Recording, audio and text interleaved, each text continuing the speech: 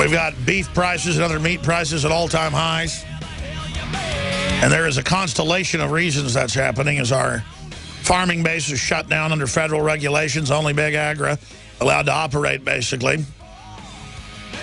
We also, of course, have dollar devaluation. I'm not trying to be negative here. You know, in the last few years, they kept announcing that by 2025 or 2030, we would see driverless cars on the road. We already had driverless cars on multiple state highways in the U.S. when they made those announcements. That's a standard psyop to announce it's coming in the future to acclimate you to accept it. Now in England, Germany, and other major countries, they're announcing that driverless cars will hit the streets in 5 months. Driverless cars heading onto British roads in 2015. Same thing in Germany. And they will also double as private and corporate and governmental surveillance hubs, grabbing your private digital information, decoding it, and selling it to the highest bidder. So it's the rise of the robots, ladies and gentlemen, that are being built in as basic backdoor Trojan horses into every major system that is out there.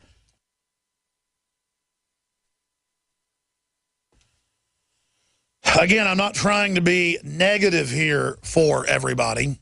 I'm just trying to be honest about what's going on so that people understand the decision has been made to basically convert humanity into drones of the system and to have a rise of the robots. But the rise of the robots is bigger than just automation. The plan is to build a system and design an architecture that doesn't need humans and that is anti-human. They're not building an infrastructure to empower humanity and to give us a future. The decision has been made to build an infrastructure to make us completely obsolescent and to basically turn humans ourselves into a form of robot, merging with the machines through Pavlovian conditioning. When an iPhone dings, they've done the studies, you can look them up, people have a Pavlovian response like a dog does to meat. And they all sit back and brag about this and how the tactics work and how they're doing it to you. And these people are traitors against humanity. They keep you in a childlike state where you believe that their rabbit tricks are real, never knowing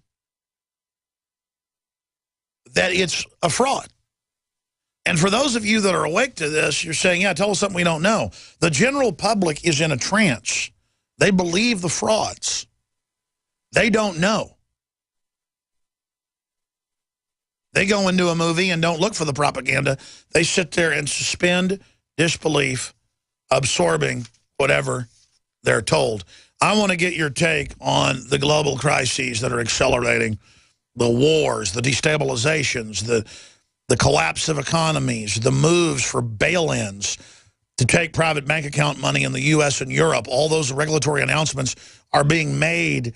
The globalists are moving on every front.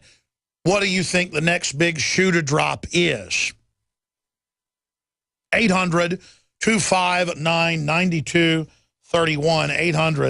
800-259-9231. And we'll get you up and on the air today. Going back to Infowars.com,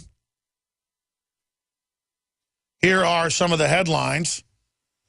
Geraldo Rivera accuses Matt Drudge of fomenting a civil war over border crisis for simply pointing out that no nation's ever opened its borders like this. Accuses Drudge of engaging in racist behavior. Keith Olbermann trash talks Drudge, Infowars, and bizarre Twitter rant. Why is this all happening now? Because the order is going out, folks. Analyst, bill banning NSA data collection will not stop mass spying. Gaza in perspective. Hamas does the bidding of Israel state. Kurt Nimmo has an article there that I agree with from one angle. Israel's on record founding Hamas in 1974, the year I was born. That's mainline Israeli news. As a destabilizer. You don't want mainline Muslims who are like Gandhi not being violent, because then that makes their position stronger. You want them running around dragging people dead behind motorcycles like Road Warrior, like Humongous and Road Warrior, and firing rockets out of the blue. And when Israel says, stop firing rockets, they say, we will never stop. See, it's not Israel good, Israel bad, Hamas good, Hamas bad. It's that the whole thing's rigged, folks. And that's why I won't get into the whole cause celeb deal on the Palestinians, because why won't you get upset about 300,000 Muslims, Arabs, Arab Christians being killed the last 4 years by al-Qaeda forces backed by the globalist? None of the cause celebs out there, none of the people that call me an Israeli agent will talk about Benjamin Netanyahu endorsing ISIS a month ago. Outrageous, and I've criticized that. Because, see, that isn't in the script.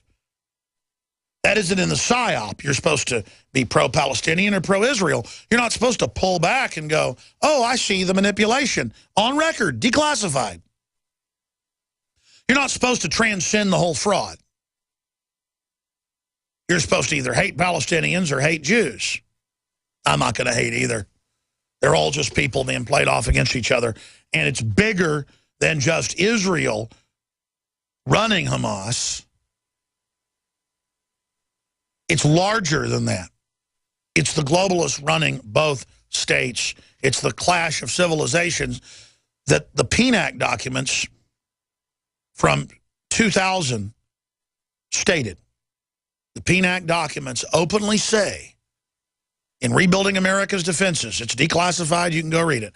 And by declassified, it's a governmental/private think tank with Dick Cheney, the former defense secretary. He wasn't vice president yet when they wrote that, honchoing it. And they said, we will fund the radical Muslims and we will fund the radicalization of the West against them. We'll have a clash of civilizations that basically brings down both systems into our control. The only lie was they said for America. Pax Americana. This is not Americana. The NSA spying on everything we do without warrants. The government coming after our guns. The borders being wide open. Global government. Tens of trillions in banker bailouts. The ultra-rich exempt from taxation. Using class warfare. Brainwashing poor people to go after middle-class people. Their only ladder out of poverty. Shutting down the ladders of success? Is that Pax Americana? No, 1776 worldwide is Pax Americana. And it's an idea of freedom and liberty. Never truly realized in this nation's experience, but just the partial realization was beautiful in the areas that we were able to embrace that. So that's where I stand on this whole front, ladies and gentlemen.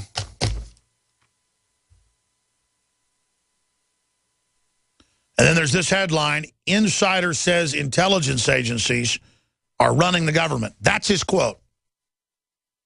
William Binney. And the video, the entire interview from yesterday, 45 minutes long, is up on Infowars.com. I'm going to retweet that right now when I go to break at Real Alex Jones. Insider says intelligence agencies are running the government. When he said something lesser than that in the London Guardian, it was one of the biggest stories in the world for a couple days, and we celebrated his honor, his courage here on this show. But then we have this subconscious, myself included, view where if we break something big, it doesn't even make the website, and I have to go and make sure it makes the website. And I'm not complaining or throwing anybody under the bus. I'm bringing this up to point out the fact that we should all think of ourselves in the new media as important. We should all realize we've proven we're trying to tell the truth and that we know what we're talking about and that we've tapped into the zeitgeist. And if you're in the liberty movement, you're part of that. You've proven it. You've taken the ridicule and the attacks and been proven right. And so when we have the #4 guy at the NSA on our show saying it's a total authoritarian, criminal, martial law takeover, blackmailing the whole government, that's sensational. And we, all of us, and you, the listeners, need to realize you may not get this for long if they stage a weaponized smallpox or weaponized airborne Ebola release that we know the Pentagon's been developing and other states have been developing. There have been articles out there in places like the Baltimore Sun with headlines, breaking down the thousands of gallons of liquid death.